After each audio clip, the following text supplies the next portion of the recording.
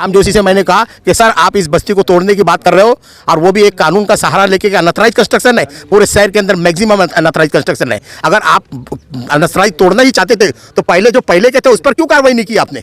आप इस बस्ती के ऊपर कर रहे हो, बस्ती पे कि मस्जिद वालों से मिल के कर रहे हो आप? नहीं कि हम कहीं जाके खरीद ले, मकान बना ले करके। आज हमारे छोटे छोटे बच्चे, हम बेघर होने पर 1 महीने से हमने खाना नहीं चल रहा है। हमारी ना कोई कमाई का कोई जरिया, कोई खास जरिया भी नहीं है हमारे पास। अगर कोई अच्छा रहता तो हम अच्छी जगह नहीं बसते, हम क्यों अब ये बस्ती में आते? हम लोग अपने घर बसाते इसलिए हैं कि वहाँ रहने के लिए। अब रहने का ये आवाज़ खत्म करेंगे तो हम लोग जाएंगे कहाँ? बस्ती छोड़ के तो अगर एक ही बार घर बनता है ना, बार बार नहीं बनता। बिल्कुल रोड पे आ जाएंगे, कोई है ही नहीं हमारा सहारा, तो हम कहाँ जाएंगे? अब गवर्नमेंट को नहीं बोलेंगे तो किसको बोलेंगे? एक तरफ गवर्नमेंट ये कहती है कि सोशल डिस्टेंसिंग बना करके रखो, सोशल डिस्टेंसिंग बना करके रखेंगे और हम घर से बेघर हो जाएंगे तो फिर कहाँ जाएंगे? इतने लोग को बारिश का मौसम है, कोरोना फैला हुआ, कहाँ जाएंगे? हम बच्चों को लेकर कहाँ जाएंगे? इसमें कोई दो राय नहीं है। इन्होंने पैसा लिया, इन्होंने कहा हमसे कि ऐसा नहीं हो सकता। क्यों नहीं हो सकता? आपने कहा था ना, आपने दिया ना। हम आपके पास नहीं आए थे, आपके लोग हमारे पास आए थे। हमने नमस्कार, TNN 24 न्यूज़ में फिर एक बार आपका स्वागत है। मैं हूं रियाज शेख। हम नागपुर के पश्चिम के एरिया में हैं, जिसे बगदादी नगर कहा जाता है। बगदादी नगर वो जो पूरी तरह से बस चुका है।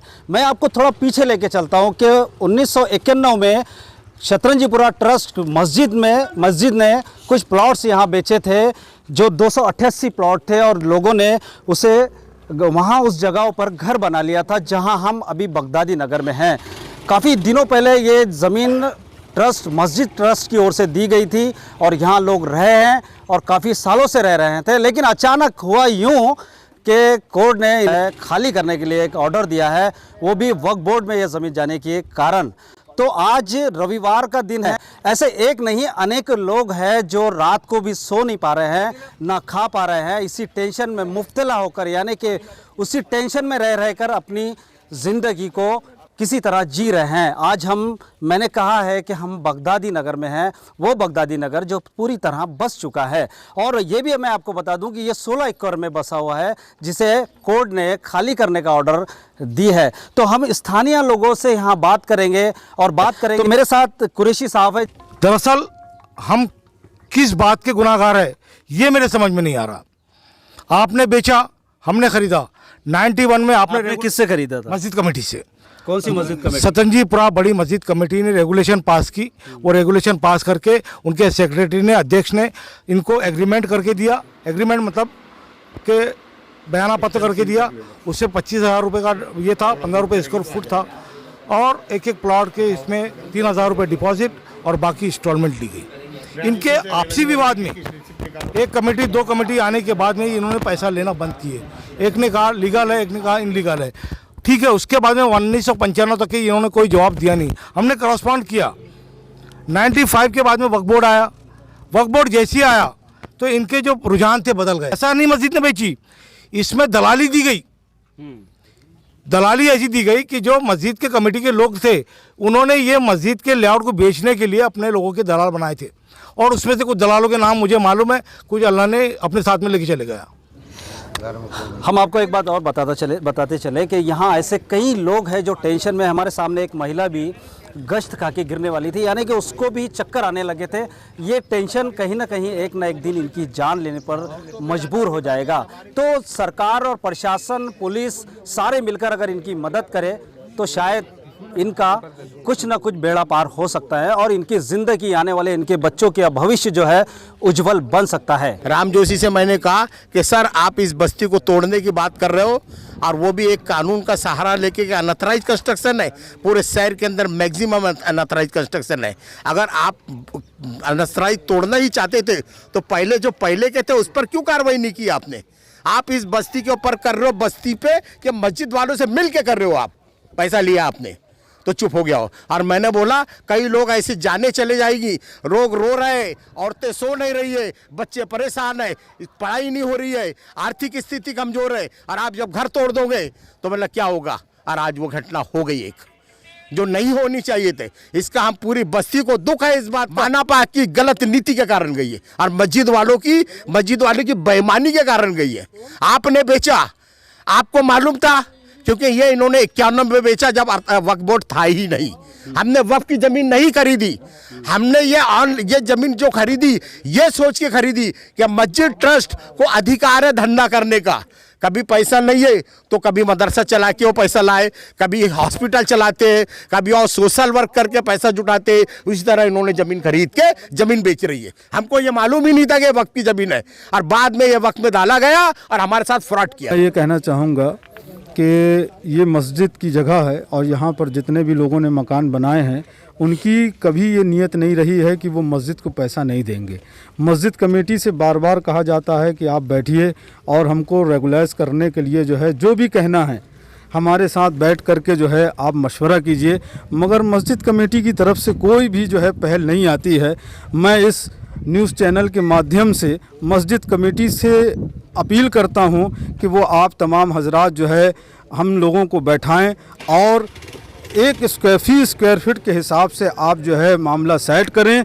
जो कुछ भी पैसा मस्जिद का बनता है हम पूरे लेआउट के लोग देने के लिए तैयार हैं। हमारी गुजारिश ये है कि इस जगह को और जो प्लॉट बना करके दिए गए हैं उसकी लिस्ट को जो है जारी किया जाए, मकान महफूज रहें और लोग जो है अपने घरों में सुकून से रह। जब बगदादी नगर के लोगों को ये पता चला है कि हाई कोर्ट ने उसे तोड़ने का यानी कि यहाँ के मकानों को तोड़ने का फरमान जारी कर दिया, लेकिन वो जो घर में रहती हैं वो महिलाएं जो अपनी पूंजी अपना घर बनाने में लगा देती है, उसके भी कहीं सपने होते हैं। वो सपने जो आज साकार तो हुए हैं लेकिन हाई कोर्ट ने वो मोहर लगा दी जो टूटने वाले हैं। तो हम इन महिलाओं से बात करेंगे जो बगदादी नगर की उन महिलाएं हैं जो आज दुखी नज़र आ रही हैं। क्या नाम आपका? जी मेरा अनीशा पठान नाम है। क्या ये मकान तोड़ने के लिए जो बात चल रही है कोर्ट ने ऑर्डर दे दिया तो कैसा लग रहा है आपको? जी 1 महीने से तो हमारी नींद हराम हो चुकी है। देखिए हम लोग इतने रईस तो है नहीं कि हम कहीं जाके खरीद ले मकान बना ले करके। आज हमारे छोटे छोटे बच्चे हम बेघर होने पर 1 महीने से हमने खाना नहीं चल रहा है, हमारी ना कोई कमाई का कोई जरिया, कोई खास जरिया भी नहीं है हमारे पास। अगर कोई अच्छा रहता तो हम अच्छी जगह नहीं बसते, हम क्यों हम ये बस्ती में आते। अगर ये सपोज टूट गया है तो फिर आप कहाँ रहेंगे? कहाँ रहेंगे? हमारा कोई साधन ही नहीं है, हम यहीं रहेंगे और यहीं मरेंगे हम। हमारा कोई साधन नहीं, कोई जहाँ ना हमारे पास कोई जमा पूंजी है, कुछ नहीं है हमारे पास। जब आपने प्लॉट खरीदा तो कभी सोचा था आपने कि ऐसी नौबत आएगी कि वो तोड़ने वाली जो नौबत है? हमने जहाँ जहाँ से इंक्वायरी करे थे हमको अच्छा ही लगा कि भाई ये कुछ ऐसा नहीं होने वाला कि कोई किसी को नहीं उखाड़ेगा। जब कोई बसा हुआ है उसको नहीं उखाड़ के यहाँ से पहुँचाएंगे करके। इस कारण हमारे पास जो थोड़ा बहुत था, मैं ऑटो चालक की बीवी हूँ, हमारे पास कुछ था नहीं, जितना कुछ था हमने उसे हिस्से खरीदे और यहाँ पर बनवाए। क्या कहना चाहिए आप सरकार से?